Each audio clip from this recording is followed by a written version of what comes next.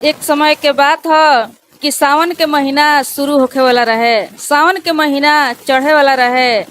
अब सब लोग सावन के महीना खातिर हरिहर हरिहर साड़ी, हरिहर चूड़ी, श्रृंगार के सामान, हरिहर बिंदी कुछ लोग किनत रहे, कुछ लोग पहिरत रहे हरिहर हरिहर चूड़ी।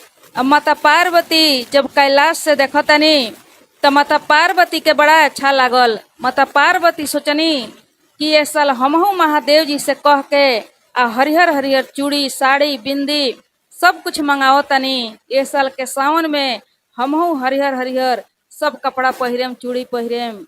अब उ महादेव जी से जाके कहतनी कि हे नाथ, देखी अब सावन के महीना 2-4 दिन में शुरू होखे वाला बा।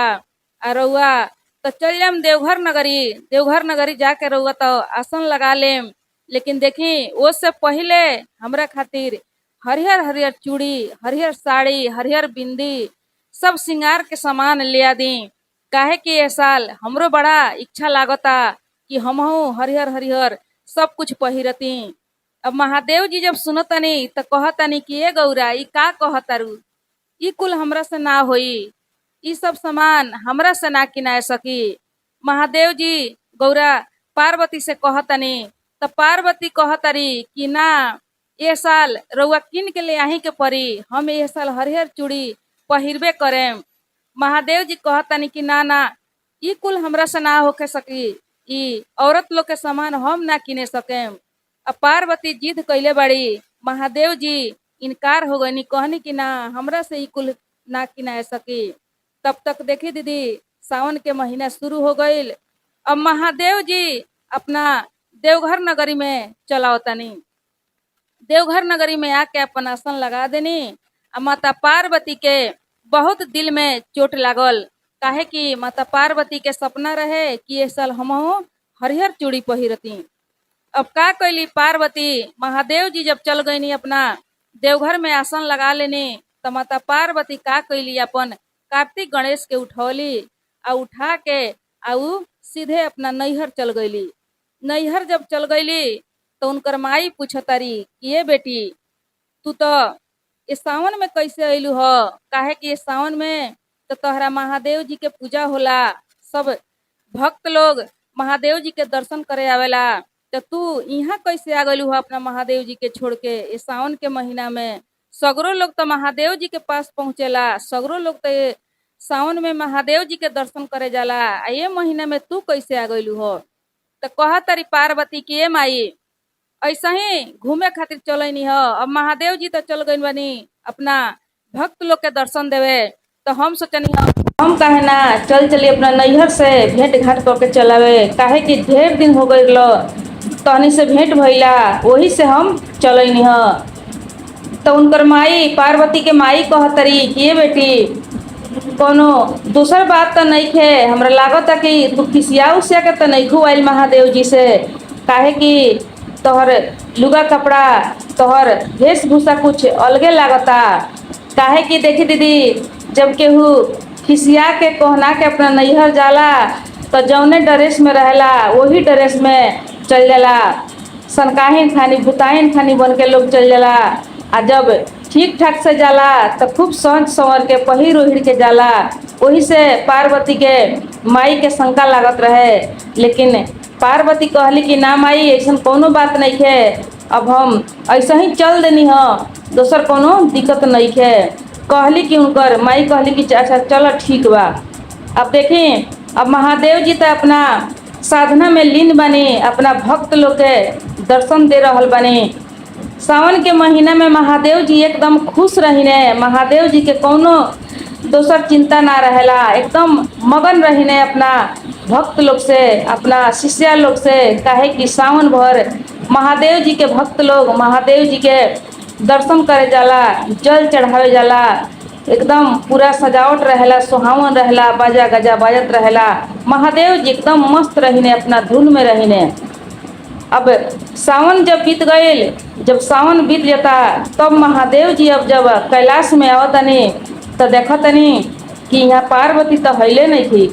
पार्वती हईले नहीं थी तो महादेव जी कहतनी कि लागता कि पार्वती कि हम चूड़ी लिया के ना देनी, हरिहर चूड़ी, वही से लागत पार्वती अपना नैहर चल गई बड़ी शायद। अब वो अपना नैहर चल गई बड़ी। अब महादेव जी के देखा तनी कि हम देवघर में रहनी हाँ, तो हमरा भक्त लोग से हमर भांग धतूर के काम चलत रह, सब चढ़ावा जब मिलत रह भक्त लोग के द्वारा तो सब कुछ पूरा हो जात रहे। लेकिन अब यहाँ तो देखा तनी कि पार्वती हईले नहीं थी। अब हमरा के भांग धतूर के दी, के भांग पीसी, के गोला बनाई। अब महादेव जी के तो भांग धतूर चढ़बे करी। अब भांग धतूर के जब दुख होखे लागल तब महादेव जी सोचतनी कि अब हम कैसे जाई पार्वती के मनावे, कैसे जाई बोलावे, काहे कि पार्वती तो खिसिया के गइल बड़ी। यदि यहाँ गई रहती तो हम जाके बुला लेती, लेकिन खिसिया के कोहना के गइल बड़ी तो हम कैसे जाई। अब महादेव जी अपन प्लान बनावे लगनी। प्लान बनाते बनाते सोचनी कि पार्वती चूड़ी खातिर रुसल बाड़ी। अब हम चूड़ी बेचे चलत रही उनका नैहर में, आ चूड़ी बेच के चूड़ी पहिरा के तब उनका के हम बुला के लिए आए। अब महादेव जी का कहनी कि एगो लड़का के रूप ध के आ चूड़ी लेके खूब सुंदर लाल पियर हरिहर चूड़ी लेके आ चल देनी। जब चूड़ी लेके गईनी तो कहतनी कि चूड़ी बेचाई, चूड़ी बेचाई, चूड़ी बेचाई, चूड़ी। तब उनकर माई जौन बा वो कहतरी कि ये बेटी देखा ना, एगो चूड़ीहार आइल बा लइका, बड़ा सुंदर सुंदर चूड़ी ले बा, चल के चूड़ी पहिर ल, काहे कि तोहरा हाथ में चूड़ी नहीं थे। तो कहली कि ना माई रहे दा ठीक बा। तो कहतरी कि ना हो, बहुत सुंदर सुंदर चूड़ी बा, तो चूड़ी चल के पहिर ल। तो पार्वती गइल बड़ी चूड़ी पहिरे। पार्वती जब चूड़ी पहिरे गइल बड़ी तो लइका महादेव जी जब चूड़ी पहिरावतनी तो महादेव जी कहतनी, गोरे तोरो बदनी आए पार्वती, गोरे तोरो बदनी आए पार्वती, नरमी तोरो कलैया। अरे गोरे तोरो बदनी आए पार्वती, नरमी तोरो कलैया। अरे चूड़िया करनवाए पार्वती, अइलू नई हरवा। अरे चूड़िए करनवाए पार्वती, अइलू नई हरवा। अब पार्वती जब गीत सुनतारी तब पार्वती चिढ़ा गईली कि दादा ई कौन चूड़ीहार हो कि गीत गावता, हम चूड़ी उड़ी ना पहिरे में दादा। अब पार्वती अपन हाथ खींच लेली, खींच के अपना घर में चल गईली। घर में गईली तो उनकर माई कहली कि काहे बेटी चूड़ी काहे ना पहिरलू हो। तो कहली कि ना ये माई, कैसन चूड़ीहार बाबू तो गीत गावता, हम ओकरा हाथ से चूड़ी ना पहिरेम। तो उनकर माई कहली कि गीत गावता तो तोहरा उसे का करे के बात, तो चूड़ी पहिर ले तू। कहली कि ना हम चूड़ी उड़ी ना पहिरे में माई। कहली कि ठीक बा। अब महादेव जी कहतनी कि पार्वती तो चल गईली, फिर खिसिया गईली, अब हम कौन उपाय करी। अब महादेव जी का कहनी कि बिहान भइला एगो श्यान के रूप में, श्यान के भेष बना के फेन से चूड़ी लेके बेचे आ गईनी। अब फेन आके कहतनी कि चूड़ी बेचाई चूड़ी, चूड़ी बेचाई चूड़ी। तो उनकर माई फेन देखली तो कहली कि ये बेटी ये गलिए में एगो श्यान आदमी आयल बा चूड़ी बेचे, चलो चूड़ी पहिर ल उन्हीं से तू। तो ई कहली कि ना माई हम चूड़ी उड़ी ना पहिरेम, देखा तारू कि चूड़ीहार गीत गावे लागता। तो कहली कि ए बेटी उ लइका रहे तो गीत गावत रहे, ई सियान बा ई ना गीत गाई, चलो पहिर ल चूड़ी।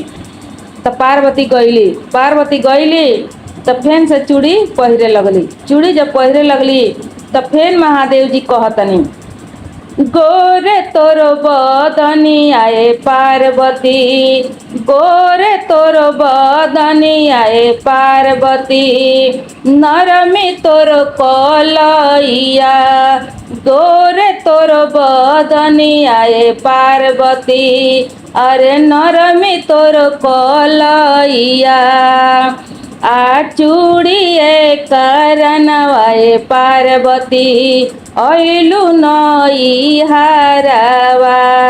अरे चूड़िए करनवाए पार्वती, अइलू नई हरवा। अब पार्वती फिर से हाथ घींच तारी, कह तारी के मर तरी के रे ई कौन चूड़िहार आवतर सकी जवन आवता तौन गीते गावता, आई कैसे जाना तर सकी हम चूड़ी करनते नैहर आइल बनी। अब हाथ घींच के झाड़ झूर के फिर चल गईली। गईली तो उनकर माई पूछे तारी कि काहे ना चूड़ी पहनलू हो बेटी, तो कह तारी के माई हम चूड़ी उड़ी ना पहिरे, जौन चूड़िहार आवता तौन गीते गावता। तो उनकर माई कहली कि ये बेटी ई सब के तो गीत गावे के कामे हो, पटहरा के चूड़िहार के, तोरा गीत से का लेवे देवे के बा, कैसन गीत गावत तार सन। कहली कि ना कैसन कैसन गीत गावत तार सन, हम ना पहिरम चूड़ी। कहली कि अच्छा चलो ठीक बा। अब महादेव जी चल गनी, कहतनी कि अब हम कौन उपाय करी। अब तो हमार पार्वती फेन खिसिया गई, अब हम कैसे करी कि पार्वती हमरा के पहचानी है, हमरा के समझिए कि हम ही उनकर पति हैं, चूड़ी के चूड़िहार के भेष धके आइल बनी। अब महादेव जी का कहनी कि 2 दिन के बाद एगो साधु के भेष में चूड़ी बेचे आवतनी। साधु के भेष धक के जब चूड़ी बेचे आवतनी तो उनकर माई फेन देखली तो जाके कह तरी कि ए पार्वती देख एगो साधु आइल बड़े चूड़ी बेचे, आ तू चल के चूड़ी पहिर लो। साधु आइल बड़े काहे कि साधु तो ना गीत उत गई है, साधु तो साधु हुए, साधु गीत उत ना गई, चलो चूड़ी पहिर लो। कहली कि ना माई हम चूड़ी उड़ी केहू सब ना पहिरे। कहली कि देख ना हाथ ठीक तोहर नइखे लागत, आ साधु ना न गीत गई है, चलो। तो पार्वती फेन से आइल बाड़ी। जब आइल बाड़ी तो महादेव जी चूड़ी पहिरावतनी आ कहतनी गोरे तोर बादनवाए पार्वती, गोरे तोर बादनवाए पार्वती, नरमी तोर कलैया, गोरे तोर बादनवाए पार्वती, नरमी तोर कलैया, अरे हम ही तो हइए पार्वती तोहरो सजनवा, अरे हम ही तो हइए पार्वती तोहरो सजनवा। अब पार्वती जब गीत सुनतारी तो चकित हो गई, आ वो महादेव जी के ओर जब देखतारी तो महादेव जी अपना असली रूप में आ गईनी। कहतनी कि ए पार्वती हम ही तोहर पति हई, महादेव जी हई, देख तू अब अपना घरे चल, तू मान जा, तू रूस के आई रहलू हो, वही से हमरा देखा कौन कौन लीला करे के पड़ गई रहो।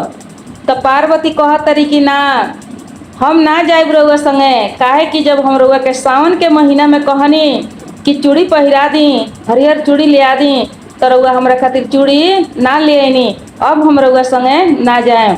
तो महादेव जी कहतनी कि ये पार्वती देखो हम कितना सुंदर सुंदर चूड़ी तहरा खातिर लेके आइल बनी, आ चूड़ी पहिरावा खातिर हम चूड़िहार के भेष धइले बनी, तू चूड़ी पहिर ला, चल ये पार्वती।